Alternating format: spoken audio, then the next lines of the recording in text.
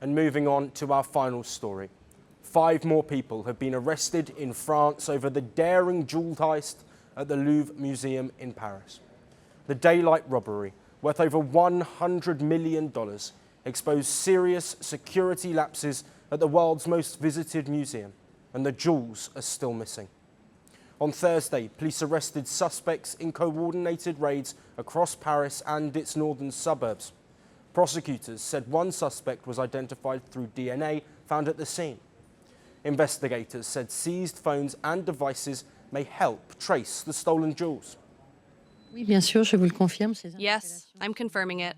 Arrests have now been made after a letter of request of the 2 examining magistrates who were designated. They took place in Paris and in the Parisian region, and especially in the 93.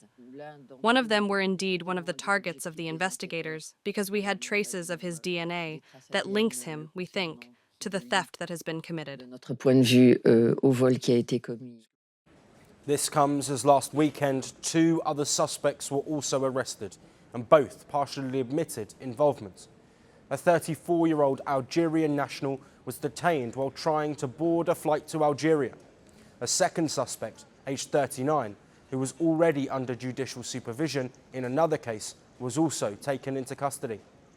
Investigators said the heist may involve a wider network and a possible mastermind.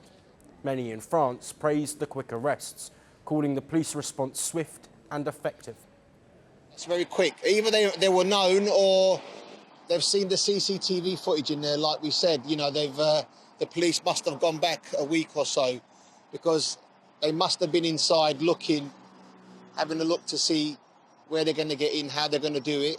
So these people can't wear masks, they can't wear disguises in there. So the police must have been able to go through the footage to see who it was and get a good idea. And that's probably how they've caught them as well. The robbery happened on October the 19th, during opening hours. 4 men in high-vis vests used the stolen truck with a lift to access the Apollo Gallery balcony.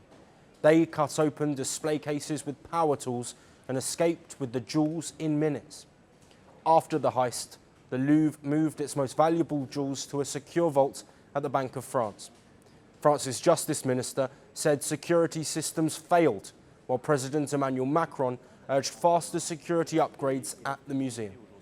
The Louvre director, Laurence Decart, has not commented publicly since the theft. The loots included royal necklaces, tiaras and Napoleon-era jewels.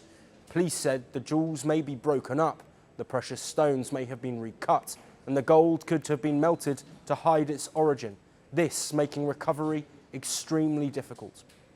Art crime units are monitoring the black market, but there is still no sign of the jewels.